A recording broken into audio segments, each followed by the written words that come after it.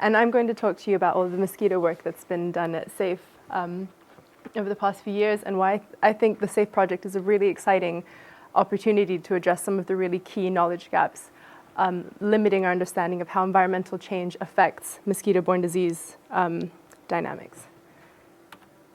Right, so we have some evidence that deforestation affects the emergence and transmission dynamics of mosquito-borne disease. But a lot of these studies are correlative, linking prevalence data or incidence data in humans to broad categories of land use change, so forest, non-forest, urban, rural. As such, there's an absence of consistent relationships between these drivers of change and patterns of infection or risk. So in some cases, forest cover is linked to increased malaria prevalence, and in some cases, it seems to be linked to decreased malaria prevalence. And underlying this is, as ecologists, I'm sure this is not a surprise, is that this system is complex. Sorry, these systems are complex. So mosquito biology is inextricably linked to the transmission of mosquito-borne disease. And mosquito biology is really sensitive to a bunch of abiotic and biotic factors that will vary across an environmental gradient. And all of these things then affect the mosquito's capacity to transmit infection, affects mosquito abundance, which is directly linked to risk. And that's where we want to start with. We wanted, one of the first projects at SAFE was looking at mosquito abundance, which is a key parameter in determining disease transmission. So Hayley Brandt, who was a PhD student before me and who started the mosquito work at SAFE, wanted to explore how the communities of mosquitoes changed across this environmental gradient. Now, methods for determining mosquito abundance and distribution range from really passive methods, where you can stick a trap out that's baited either with pheromones or carbon dioxide and it attracts mosquitoes, to a much more active method, which is called a human landing catch, which is exactly what it sounds like. You use yourself as human bait, and then you aspirate the mosquitoes that land on you into a little tube, and you can identify them and count them from the comfort of your home. So Hayley did these across the SAFE land use gradient. So I think she worked in primary forest to logged forest, but then she also wanted to see whether there was any vertical stratification of feeding behavior and in the community of host-seeking mosquitoes. And she focused on nocturnal mosquitoes. So she sampled from about 6 p.m. until 10 p.m. in the evening. And what she found was that there was a significant difference in the mosquito community across the land use gradient, so across the disturbance gradient, but also there was a difference between the ground community and the canopy community. She found that the ground community had twice as many species as the canopy community, but that this was comprised mostly of species that are not known mosquito vectors of disease. She also found that the abundance of mosquitoes increased along a disturbance gradient, with log forest having the most mosquitoes, and that this was dominated by a species called Anopheles balabacensis. So why do we care about Anopheles balabacensis? We care about it because of its role primarily in being a vector of Plasmodium knowlesi, which is a zoonotic malaria maintained by macaques, and is now the dominant malaria in Malaysia. And some studies have associated it with proximity to forest cover, and Hayley's work sort of supports this by demonstrating that not only does the feeding behavior change, but the abundance of this vector changes along a disturbance gradient as you bring people closer to forest. So these are the things we know about Anopheles balabacensis. The things we don't know are a whole bunch about their basic biology and ecology, and this is really common across the mosquito communities. We don't know a lot about what mosquitoes do in the field and whether they respond to environmental change in the way that they do under lab conditions. And this really limits our capacity to predict how risk and transmission responds to disturbance. So one of the themes that we've touched on today are that ectotherms respond to temperature in these unimodal nonlinear ways. Mosquitoes aren't any different. So each of these life history traits that you saw earlier that determine transmission are affected by temperature. So we wanted to look at a more mechanistic understanding of what determines mosquito abundance across the land use gradient. And I'm sorry, this slide is a bit wonky, but we had a master's student, Derek Shapiro, who did essentially what Mike Boyle did and took a bunch of mosquito larvae. He set out tubs across the land use gradient and took those communities at each site and boiled each of the different larval species and determined their CT max, their critical tolerance. And he then took the maximum temperatures at the sites where he collected these larvae and looked to see whether there was a relationship. So ignore the blue line. The blue line is because there only seemed to be one species of mosquito in oil palm, which is Aedes albopictus. I'm sure you'll be familiar with it if you've been to SAFE. But we found quite a strong linear relationship between the thermal tolerance of the species and the maximum temperature at which it was found, suggesting that potentially the temperature of the site determines where you might find mosquitoes. So I wanted to look further into the mechanistic sort of drivers of population dynamics. And I took what is a great data source at SAFE, so the microclimate data, and I used these thermal performance curves that have been established using a bunch of laboratory experiments run at constant temperatures. And you draw these thermal performance curves. And I used these curves to drive an intrinsic population model, an RMAX model. This one is an approximation of a Euler-Lotka model by Samrat and Tom Smallwood, who are based at Siltwood. And essentially, it's a function of larval mortality, adult mortality, the time it takes for larvae to develop into adults, and then fecundity.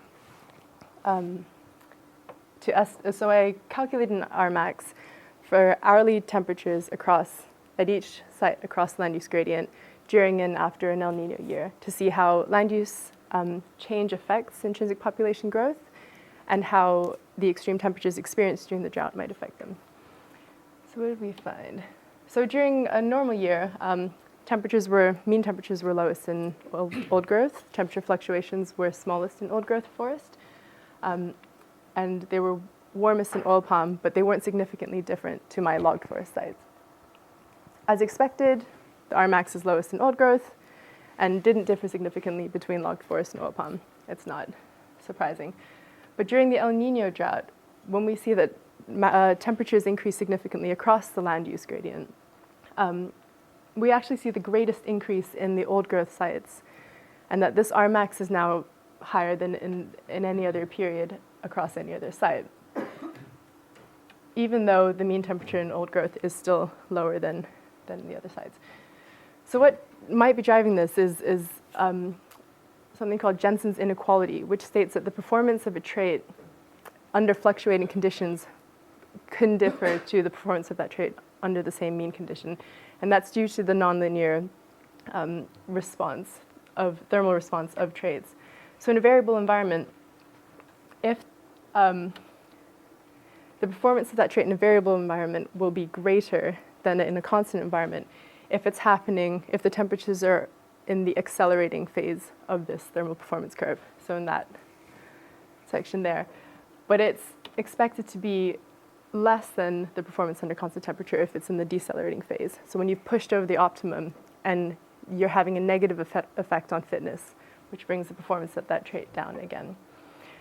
So I wanted to see what this actually means for one of the traits that drives population dynamics, mosquito development rate in the field. And so I again asked, how does forest conversion affect microclimate? This time only using a subset of the total second order sites available.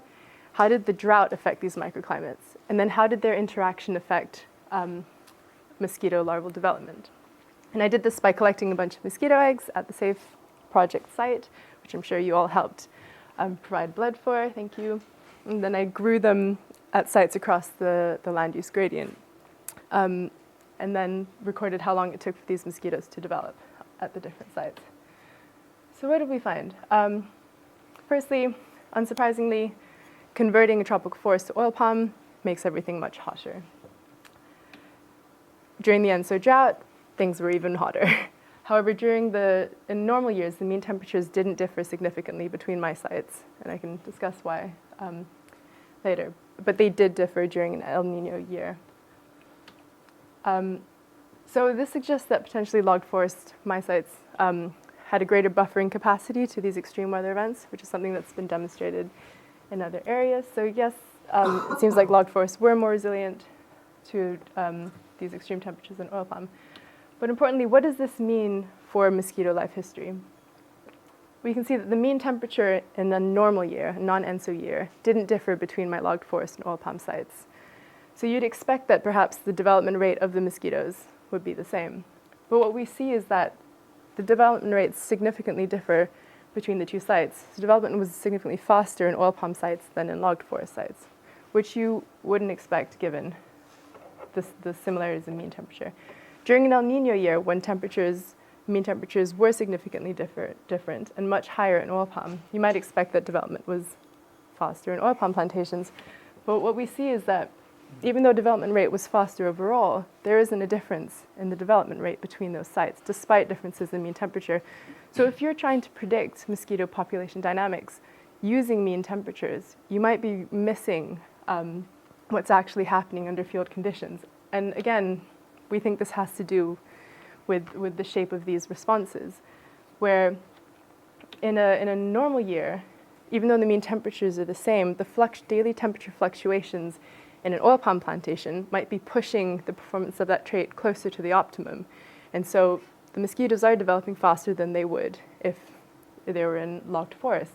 But during an El Nino year, the temperatures were so much warmer and closer to the optimum that potentially the big fluctuations you got in oil palm plantations are pushing the performance of that trait over the optimum and down so that fitness is declining, which is possibly why there isn't a difference anymore in the performance of that trait. Yeah. So things that we know about mosquitoes that's safe so far, we have some idea of what the nocturnal host-seeking community of mosquitoes looks like, thanks to Hayley's work, and some mechanistic understanding of how fine-scale environmental changes affect key mosquito life history parameters. And these are really important for running all of the models that we use to predict transmission dynamics and population dynamics of mosquitoes. My hope for mosquito research continuing at SAFE is that we can somehow figure out a long-term sampling, passive sampling, because the human landing catches is really energy intensive and really dull. But hopefully you could set up these passive traps across the land use gradient and capture these changes in mosquito communities over time, because they can change dramatically in response to environmental changes. And more sort of mechanistic understanding of mosquito ecology, how different life history traits respond to these fine-scale changes in temperature, in precipitation, and things like that. And the other thing is that we have this, because we have really great baseline data for mammal communities, for microclimate, for a lot of these things that a lot of other research efforts looking at how environmental change affects mosquito-borne disease risk don't have. It's a really exciting opportunity to connect with other researchers to try and understand how these data sets can be joined in order to address some of these questions and better inform some of the models that we have. But I'm coming to the end of my PhD, so that will not happen in my time. So with that, I would like to thank my supervisors, everyone at SAFE who's really helped get this work going, Hayley and Derek, and the funders. Thank you.